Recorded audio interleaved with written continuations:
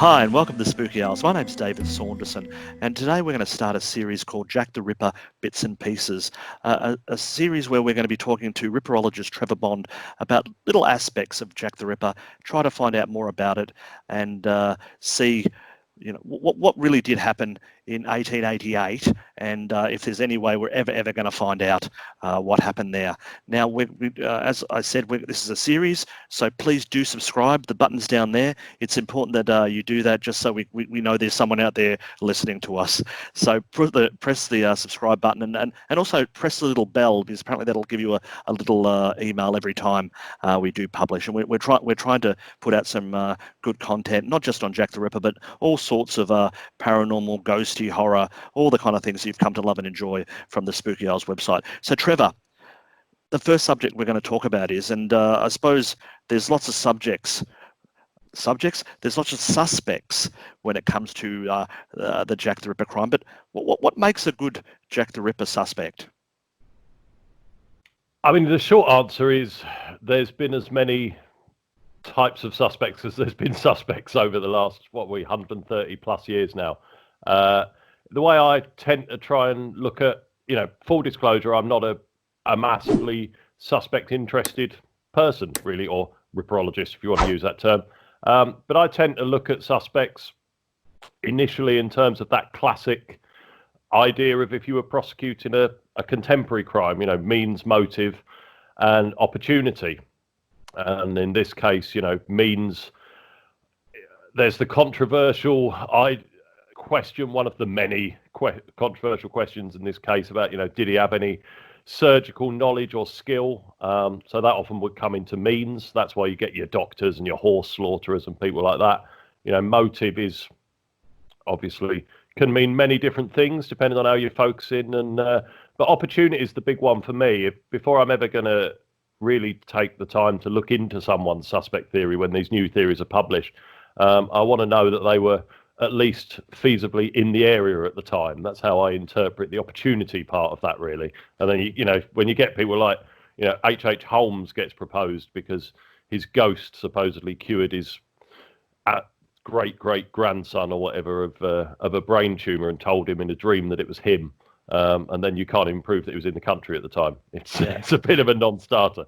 So what we're essentially saying is that you basically look at suspects that are in the realm of possibility, not the Loch Ness Monster or Queen Victoria or the kind of ridiculous ones. You try to look for the, do they motive, opportunity, all the kind of things you'd expect with a normal police investigation.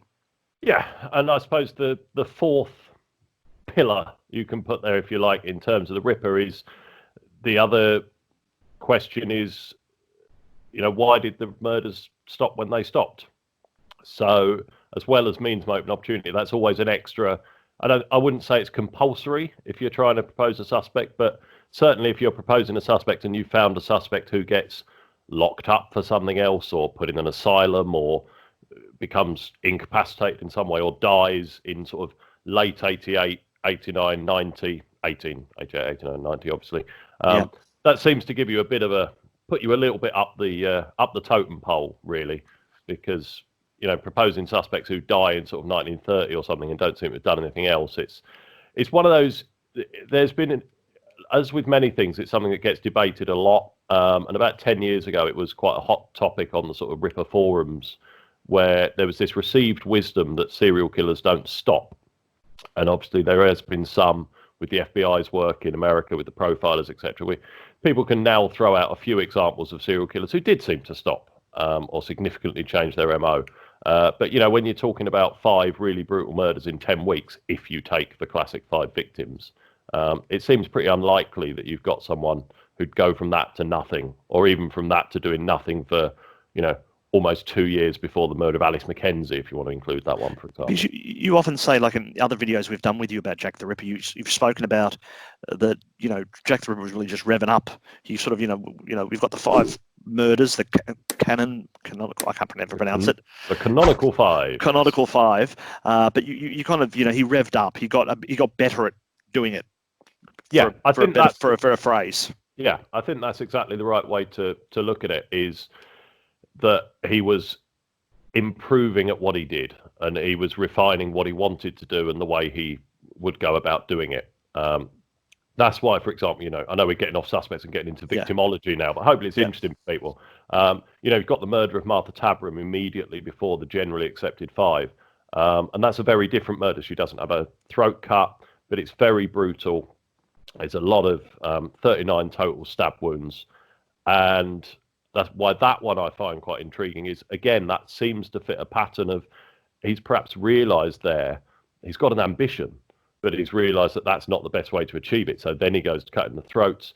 He becomes quite adept at that, which gives him more time and more confidence that he can do more with the bodies after they're dead before he has to run away and not get caught. And Mary Kelly is the interesting case in that, if you take that approach, really, because what you then have to wonder is, did he deliberately go and find a woman who had her own place she could take him back to so he could have hours with the body? Or was that maybe, did he just get lucky with that last one? Yeah. But yeah, I think he's certainly refining what he's doing as he goes along. So that brings us back to the idea that, unless he was left this earth, the likelihood is if he would have continued past, the end of 1888, he would have continued murdering people. So something in your mind must have happened at that stage as to whether he died or went to another part of the world where he continued doing his dastardly work. Yeah, no, absolutely. And, one famous example of that is, there's a chap called Trevor Marriott, who's an ex-police officer who's written a couple of books on the Ripper. And he brings in a case in, I think, 1891, a woman called Carrie Brown in New York. There's been other people, Patricia Cornwell, probably still the most famous Ripper suspect book of the last 20 years, her book on Walter Sickert, 2001, was it? And, she tries to tie in a few crimes from France. And there's other people who found a couple of murders in Argentina and suggest maybe he went to Buenos Aires. He certainly seems to have, if he wasn't incapacitated in some way, he must have gone off somewhere else. And it seems unlikely to imagine that, 20 years later, he's, sitting on a veranda somewhere, fondly remembering the days of 1888. Okay, well, that being the case, then we've sort of defined what we think, motive, opportunity, blah. Who do you think fits those, and more importantly, who do not fit those because it's not possible? Like maybe some of the more famous suspects couldn't have possibly done it because we know for a fact that they were in a prison or they were not in the country at the time. Yeah. Okay. Prisons is an interesting one.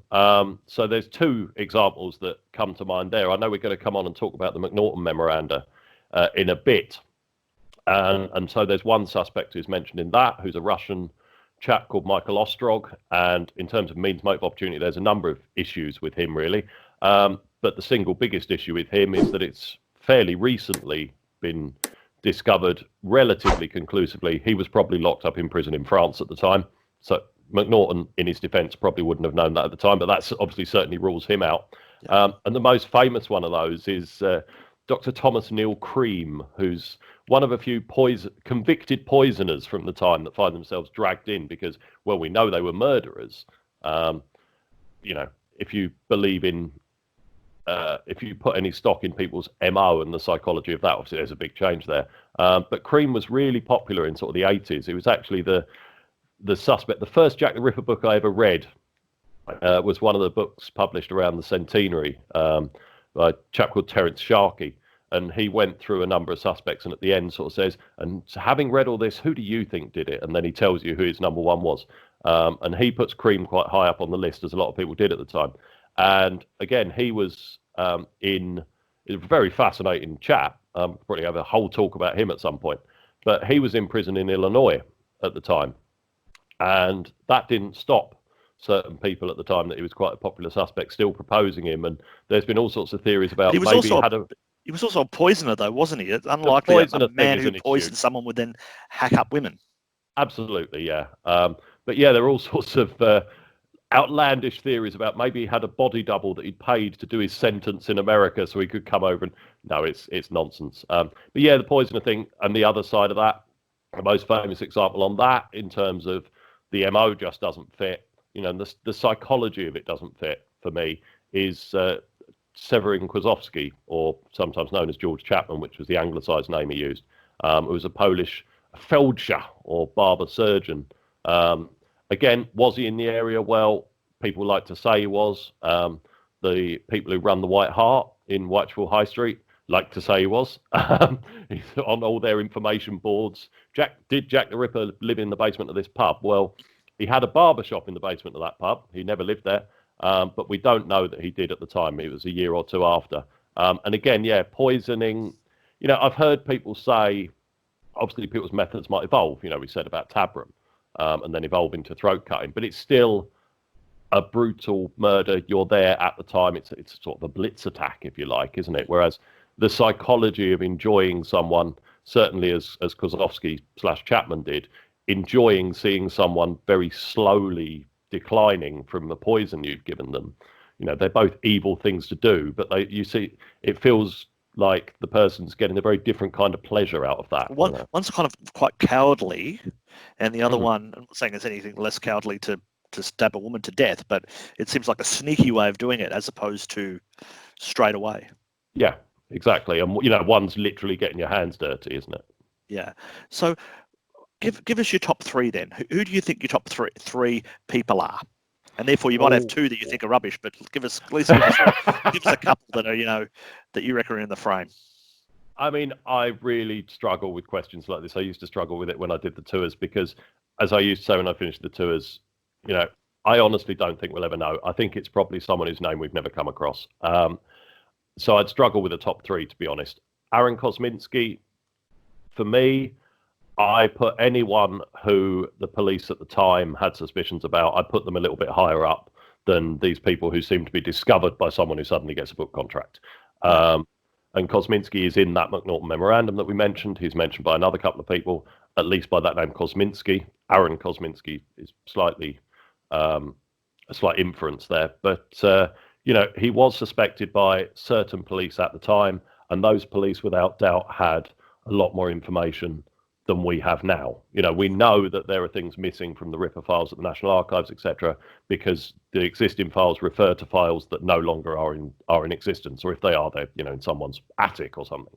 Yeah. So someone who people suspected at the time, I think that puts him pretty good. He's definitely in the area. And the issue with Kosminski is how you judge his mental illness, really. So he ends up in an asylum a couple of years after the murders, is there for a long time until he dies. Colney Hatch Asylum, which is just down the road from where I am now, actually. And so people see that as a motive sometimes. I think you've got to be careful when you're looking at things like that you don't get into sort of stigmas, and just because he's mentally ill doesn't necessarily mean that he wanted to murder people. But then on the flip side, you can argue, well, would Jack the Ripper have got away with what he did if he was, demonstrably insane at the time? I actually think there's something quite clinical about some of those murder scenes, and it feels like someone who was probably, even in the heat of the moment, so to speak, was probably quite calm and collected. But he's certainly an interesting one. Kłosowski, Chapman, who I mentioned, there's a famous quote from Inspector Aberline, who, when George Godley, who's the chap played by Robbie Coltrane in From Hell, when he finally caught George Chapman for his later poison murders, when he became the borough poisoner, according to one journalist, Aberline is supposed to have said to Godley, "You've caught Jack the Ripper at last." So, but the other suspect, I said to you, didn't I? I might throw a Jack the Ripper suspect your way. So I've been thinking about the sort of archetypes of suspects. Yeah. And I say most successful, for better or worse, suspect book for the last 20 years, Patricia Cornwell on Walter Sickert. I don't think there's much in Walter Sickert at all. Always bears repeating that she's by no means the first person to bring up Sickert, which people sometimes don't know. He dates right back to the Royal Conspiracy Theory in the 70s, and then Jean Overton Fuller in 1990 later. I think it's more likely just a local nobody. And so I find it quite interesting to see who else might fit with the kind of tricks that Ripper authors use, And one of the things with Cornwell is there's anyone who's been involved in the discussion when the book came out and stuff will recognise it when I mention his questionable fistula. So she makes a lot of the fact that he goes to this doctor for a repair of a fistula. She decides that means it's a fistula on his penis, which might have made him sexually, either unable or perhaps a bit sensitive about exposing parts of himself. Knocked his confidence a bit, shall we say. And that has become something that gets brought up with suspects. You can find a suspect who's got some reason to be sort of sexually frustrated, because you've got the famous enigma that none of the victims seem to have been sexually assaulted, which is perhaps slightly unusual. And so a while ago, actually, I started thinking about this guy again when we were talking about this. So I've not done loads of research into this person. If anyone wants to take up the mantle, I'd be really interested in that. And if they completely disprove him, fine. And that's another contribution, I suppose, in a way. All we can do sometimes really is tick people off. But yeah, I came across this chap a while ago. I was actually looking through the newspapers for other violent attacks in the area at the time, just to get a bit of context. And there's a chap from an Irish family although born over here, called Henry Blaney. And he's actually shot in the Two Brewers public house twice by the landlord at the end of January, 31st of January, 1888. And there's all sorts of little touch points that make you go, oh. And again, it's probably just a coincidence, but it's the kind of tricks people play when they write these books. They say, this was the place where. So he's the man who shoots him, who's the landlord of the pub, is arrested by Walter Dew, who's an officer who becomes quite famous for his recollections of the case later. And he's shot in the Two Brewers public house, which is one that was on Martha Tabram's pub crawl route. But he ends up, one of the bullets, he's taken to London Hospital. One of the bullets is lodged near his groin and they could never get it out. And, if I was of the Patricia Cornwell mindset, I'd probably say, and maybe that made him impotent for the rest of his life. And, you've got that precipitating incident right before the murders kick off. And he's got family ties to all over the area, and in particular, actually really close to a couple of the murder sites. And so maybe he knew the area. And, I think as an archetype, he's interesting. Was it him? Who knows? Okay. Well, it doesn't seem like we're ever going to know. But I do think you've made a couple of points that sort of wipes away some of the thing that, a lot of these people selling the books bring up information, and we can pretty much dismiss some of it when the person's not in the country, because we do think it's the one person, don't we? Is that right? We think Jack the Ripper's a one person? Yeah, for me, yes. There have been attempts to say otherwise, but I think it's pretty outlandish. So if you've ever suspect who for some reason would not have physically been able to do one of those 5 murders, you'd have to dismiss it. Yeah, absolutely. And that comes into, just briefly, but these are the kind of things details I find interesting, so hopefully someone else does. We were saying about, a suspect that is involved has something else that happens in their life when the murders stop. And I alluded at that point to the fact that obviously that is also a questionable, when exactly did they stop? That's one of the other issues. And that pattern, exactly what you say, was the way that I like to look at suspects now, was exactly the way the police were looking at suspects at the time as well. And so the last murder in the famous Whitechapel murder file of 11 murders is Francis Cole's in February 1891.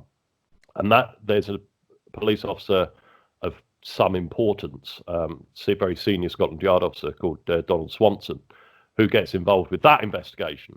And that sometimes gets brought up to say, no, the police didn't think that it was only these 5 murders in 1888, because look, Swanson is interested in 1891, and he very much goes after a chap called Thomas Sadler, who was Coles's, let's just say, boyfriend, let's just say boyfriend. At the time, he interviews his ex-wife, who says that he was violent, and he looks into his whereabouts at the time of the Ripper murders. So he's clearly looking, could this have actually been the person back then? What's interesting is he when he finds out that Sadler was at sea, because he was a sailor for some of the Ripper murders, he then basically completely loses interest in even finding out whether he killed Francis Coles. But yeah, so they were definitely putting that reasoning in, and it would have been negligent not to. But I think most of them thought it was those 5 at the time. Okay, well, that's all we've got time for today. As you mentioned before, we're going to talk about the McNaughton memoranda in the next episode. So thank you, Trevor. Please do subscribe.